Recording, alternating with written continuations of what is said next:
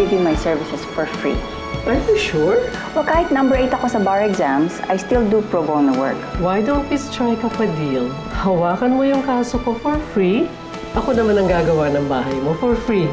I think that's a deal. Siyang baka pwedeng sa ibang araw nyo na lang siya pagtrabaho ngayon. Kayo dalawa ha, huwag niyo ko idamay sa mga kaartehan niyo. Halika na!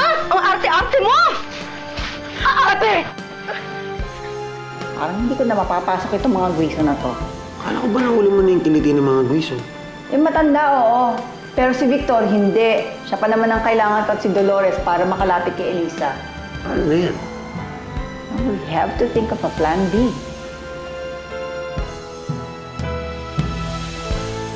Kanina nagmamagaling ka. Asa na yung idea mo para mapaamo ko si Victor at saka si Dolores? Kung makahingi ka naman, para isang plato ng pancit lang ang order mo, pwede maghintay. Hindi ano. Well, Isip nga ako, wait lang. well, actually, you know, di bali na lang. May naisip na ako. Anong plano mo? Naisip ko, we are going to do a kidnapping.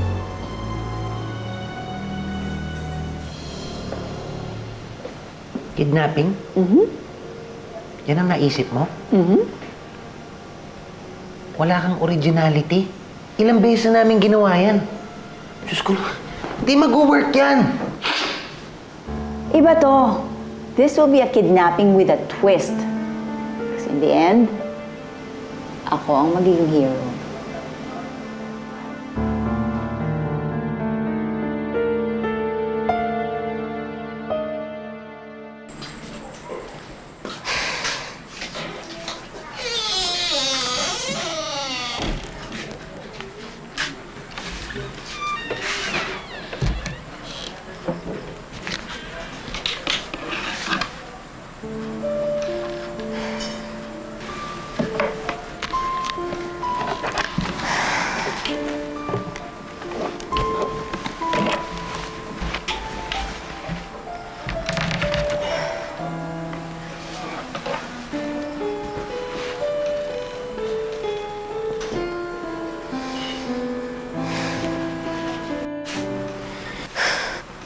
Diyos ko, kayo na po ang bahala sa mga pamangkin ko kung nasan man sila. Malayo po ako sa kanila kaya iubaya ko na lang po sila sa inyo. Kayo lang po ang may kapangyarihan para ilayo sila sa peligro. Ate, kamusta na yung pakiramdam mo?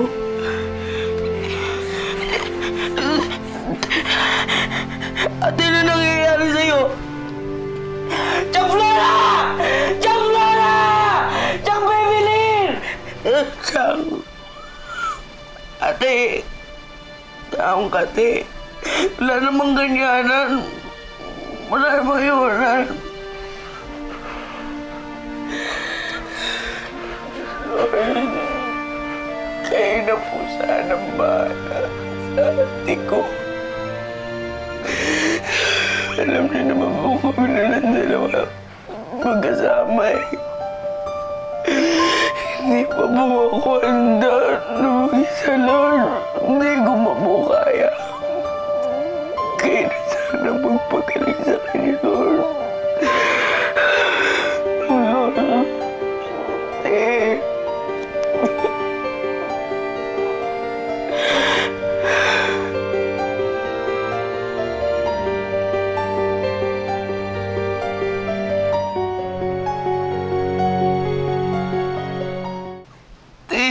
Maayos ko na, te. Maawa ka na sa akin, te. Ay, anong dalawa, te? Ano nangyayari, Tom-Tom? Kinukumbulsyon ko si ate. Kumuha ka ng mainit na tubig tsaka ng bimpo. Dali, dali, dali. Sige na, Tom-Tom. Ha? Josie? Josie, inom ka ng gamot, ha?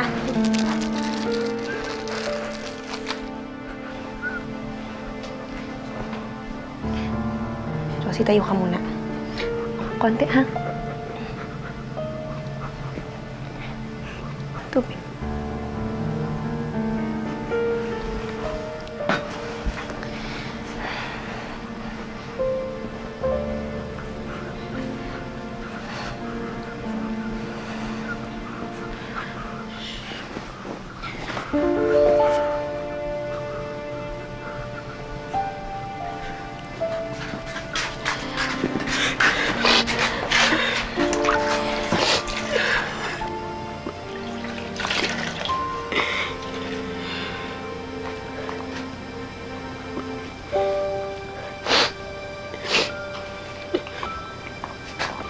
Lord, salamat po tumingin na yung panginginig ni ate.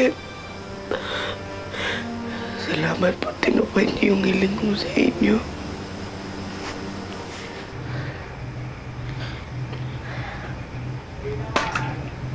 Tiyang daan-daan naman. Babasa si ate.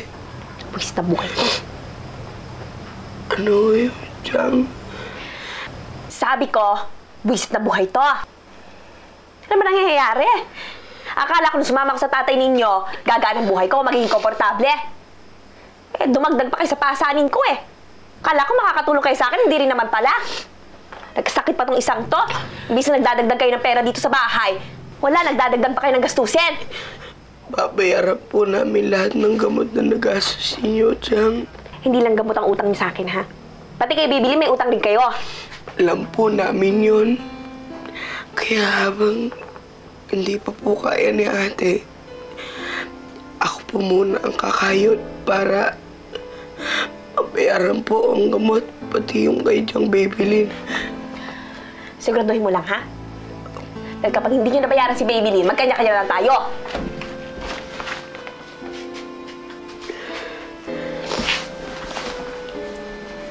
Ate,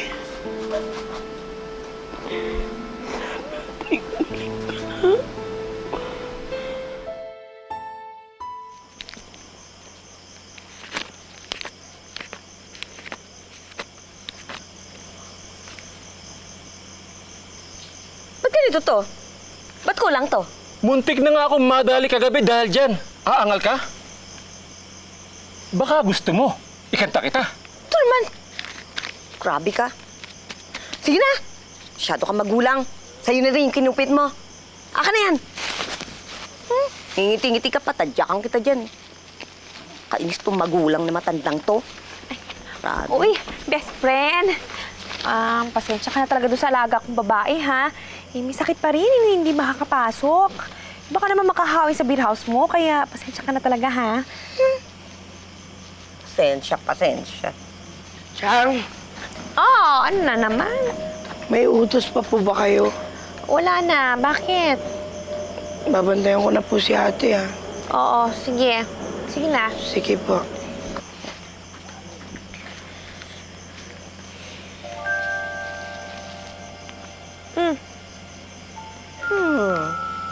May naisip ako. Ano? Alam ko na ngayon kung sino ang makakasolve ng problema mo, ng atraso niyo sa akin. Sino naman? Sino pa? Hindi yun. Si Taba. Siya rin ang magsusolve ng problema ko diyan kay Tanda. O ano?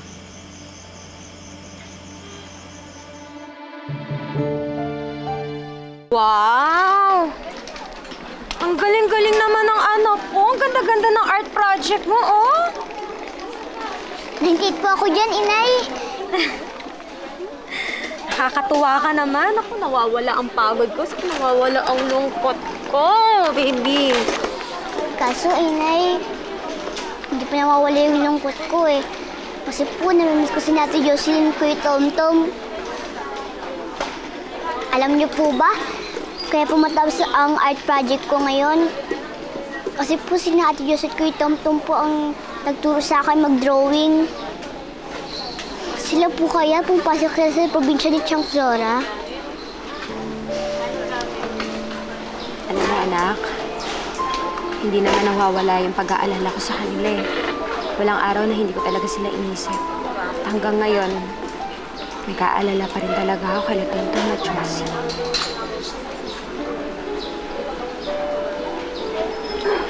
Oh, hindi ka na. Uwi na tayo. Halika dito, Taba. Intindi mo itong mga sinasabi ko sa'yo, ha? Eto, kung ano yung nakalagay dyan na address, yan ang pagdideliveran mo ng Monay. At kung ilang plastic ang kailangan nila, nakalagay din dyan, yun ang bibigay mo. Intindihan mo? O yan. Teka po, parang napakarami naman po ng di-deliver ko. Bakery po ba to? Pwede ba? Huwag ka mautisa. Ang dami mong tanong eh. Sundin mo yung inuutos ko sa'yo. Pasensya na po kayo. Oo na, sige na, lumakad ka na. Sige po. Bisa mo ha. Uy! Sandali pala. Yung bayad ha, huwag mo kakalimutan yon. Opo, hindi ko po kakalimutan yon. Importante yon. Opo.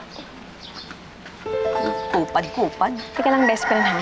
Kung magdi-deliver lang ng Mona yung maging trabaho ni Tomtom, baka naman 1 taon na, hindi pa rin kami nakakabayad sa utang nila sa'yo.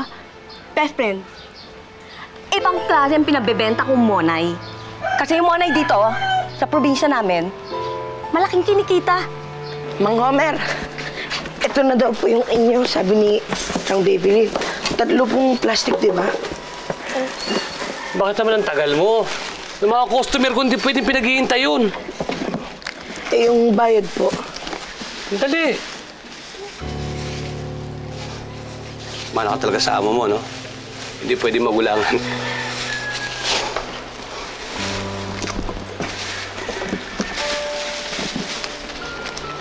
Yan, ha? Kompleto yan. Walang labis, walang kulang. Sigurado po kayong ito lahat? Dami po nito, ah. Ayun na nga eh. Okay na. Pwede ka na umalis. Sige po.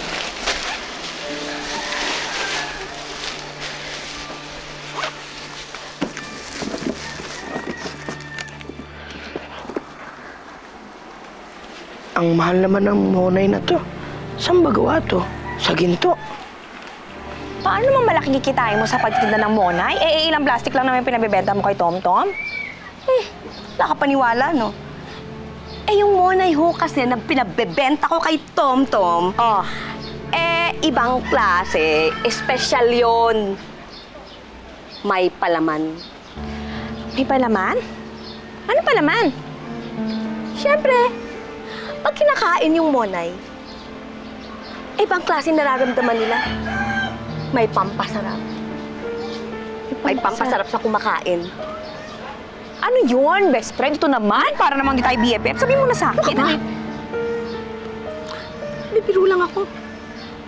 Ito naman, nagsisikret ka na sa akin, ha? Eh, bakit akala mo ba seryoso ako? Hindi ba? Bibiro lang ako. Hindi totoo yan. Sige na, magpalis ka na nga. Naku. Para dyan man lang makabawi ako sa inyo. Sikreto ka na sa akin, best friend, ha? Elmo, handa ka na ba sa pwesto mo? Nandito na ako sa bahay ng mga Guison. Yes, ma'am! Oo, inintay ko na lang si Elisa at saka yung nanay niya. Okay.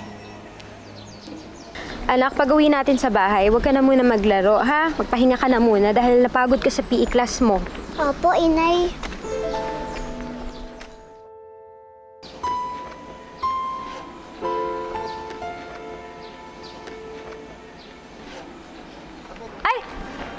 Miss Millie! Hi, Dolores. Kumusta? Sino itong batang to? Ang ganda-ganda. Si Elisa po, anak po namin ni Victor. Ang ganda ng pangalan mo. Hi, Elisa. Hello din po. Bakit po pala kayo nandito? Kasi inahanap ko si Mrs. Guison. Papakita ko sana yung plans doon sa bahay namin. Halika, papakita ko sa'yo. Ay! Naku! Sorry, pakiabot naman kasi dami kong dala eh. Elisa! Hello, baby. Did you miss me? Akin mo. Kita dito. Baka sa akin. Baka sa akin. Amo sa akin. Ow! Aray! Sakit!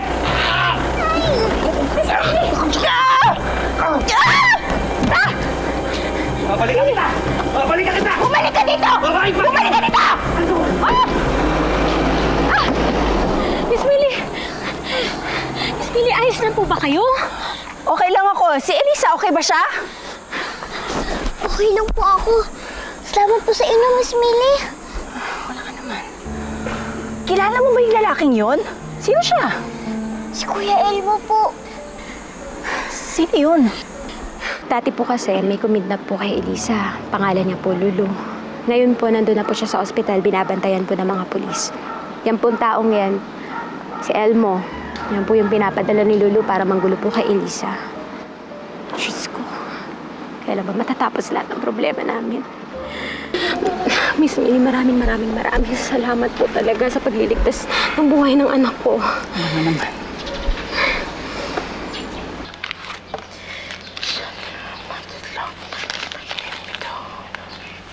10,000 po.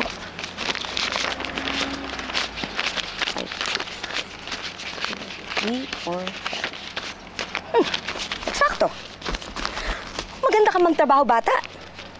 Walang gulangan, ha? Taman-tama. Matanong ko lang po, bakit ang mahal po nung monay na tinitinda natin? 1,000 po ang isa. Ngayon lang po ako nakakita nun eh. Oy, yung monay na binibenta ko, masarap yon. Eh, syempre, kahit gaano kamahal, kinakagat. Ano, naintindihan mo yung sinasabi ko?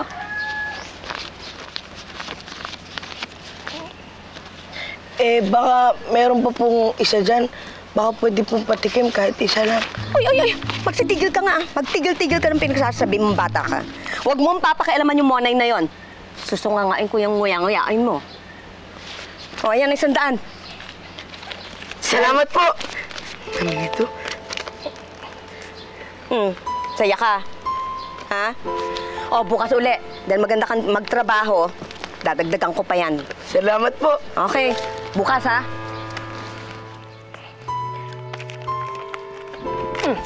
Akin ito ha. Grabe naman kayo, Chang. Di pa nga uminit sa kamay ko eh. Kinuha nyo na agad. Ha? Anong grabe? May utang pa kayo sa akin ni Josie, di ba? Pabili ng gamot niya. Sabi ko nga po. Masok ka na doon. May lam pa dyan? Wala na po.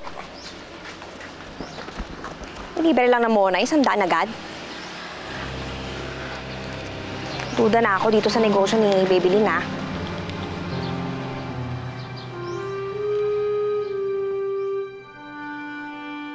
Ano nangyayari dito? Bakit nagkakagulo? Ano nangyari? Eh, paano po? Merong gustong kumidnap kay Elisa? What? Again? Sino? Nasaan? Si Elmo. Nasaan yung tao na ihabulin ko? Nakaalis na nga agad eh. Hindi mo na siya mahahabol, Victor. Boy, Tay, ang galing nga po ni Miss Millie eh. Wala pong labas si Kuya Elmo sa kanya. Victor, malaki yung utang na loob natin sa buhay ni Elisa kay Miss Millie. Ito, maraming salamat sa inyo.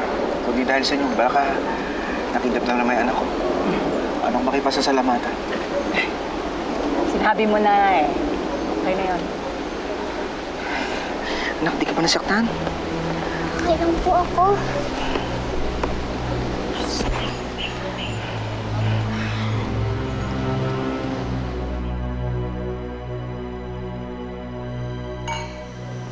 Nasa kamay na natin silang lahat.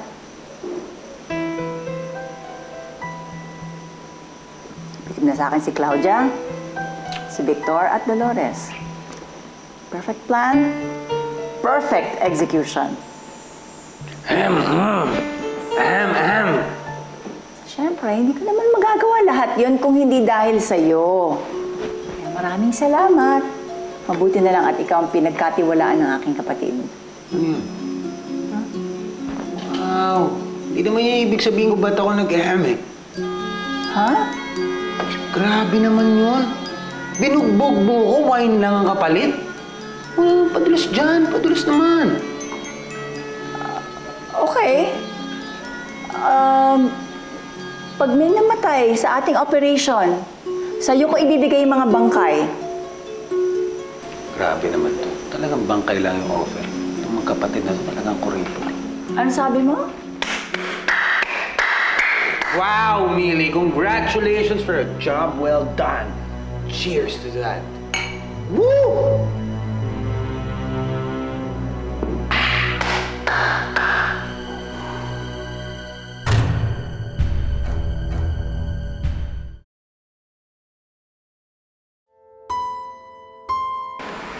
Millie, maraming salamat na tinanggap mo yung aming simple dinner invitation kahit na short notice. This is our way of thanking you for saving Elisa. Ako, hindi niyo naman kailangan gawin ito eh. Talagang naturalesa ko na ang tumulong sa ibang tao. You heard that, Victor? I told you I have full confidence in Millie. Actually, Mama, napatunayan ko na yun when she saved Elisa. Kaya nga tinawagan ko si Atty. De Los Santos para bitawan yung kaso ni Zen. Which means? Kung mamarapati niyo to ni Millie, baka pwedeng kayo na mahawak ng kaso ni Izel. It'll be my pleasure. Maraming salamat sa tiwala. Maraming salamat.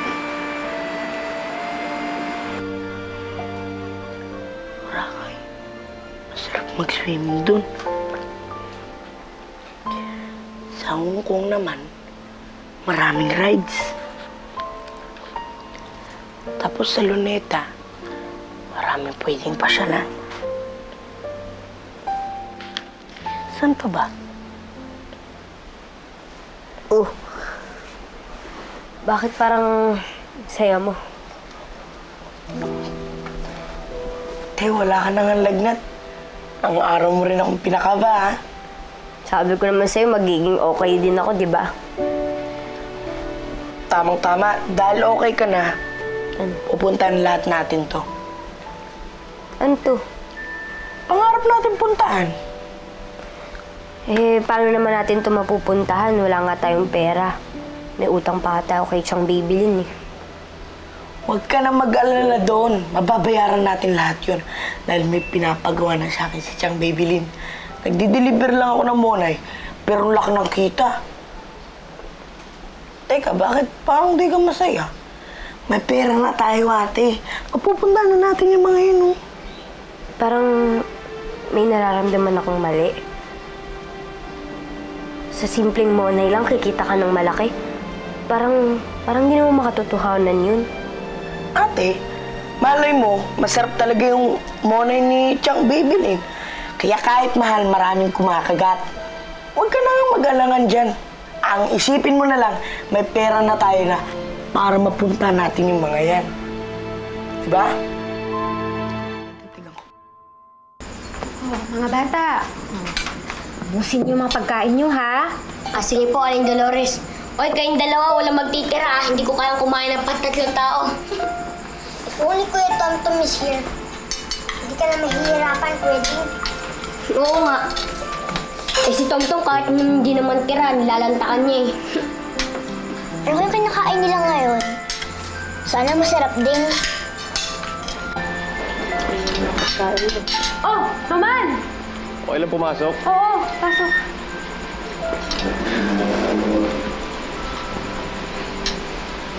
Oh, Hello. punta ka dito. Nag-aalala ako sa sinabi ni Victor. Nagtatangka daw si Elmo nagdukutin si Elisa. Oo nga eh. Kinakabahan din nga ako eh. Parang pakiramdam ko, isang araw makukuha na naman ni Elmo si Elisa. Sigurado ka ba si Elmo yun? Nakita mo ba na dinudukot niya si Elisa? Oo, sigurado ako. Nakita ko talaga si Elmo yun. Nag-away pa nga sila ni Millie eh. Sino Millie? Yung bagong kaibigan ni Ma'am Claudia. Pakilala niyo ba siya? Sigurado ba kayong di pa kawala ni Lulu yun? Alam mo, nung una, Roman, akala ko yung masamang tao si Millie. Pero nagkamali ako, mabait naman pala siya. Sa katunayan nga, siya nga yung nagsalba sa buhay ni Elisa eh. Ah, ganun ba? Basta mag-iingat kayo. Huwag kayong magtitiwala kung kanin-kanina lang. Dahil hindi na alam ang galaw ni Lulu. Lalo na ngayon, hindi pa na siya nahanap. Kain ka, Roman. Upo ka dito. Kukunan kita ng plato, ha?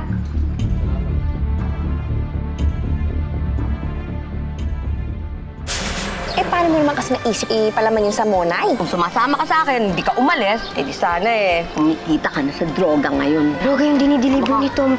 Kawawang Doña Claudia, umaasa pa rin may babalik ang kanyang glory days. Kumuha pa sila ng bagong abogado. Who is it?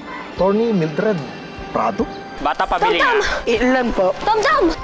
Wag! Pumasok na ako kasi bukas naman yung gate. Nagdo-doorbell ako pero walang tao. Ate Millie, do I know you? I'm sure we have a lot to talk about.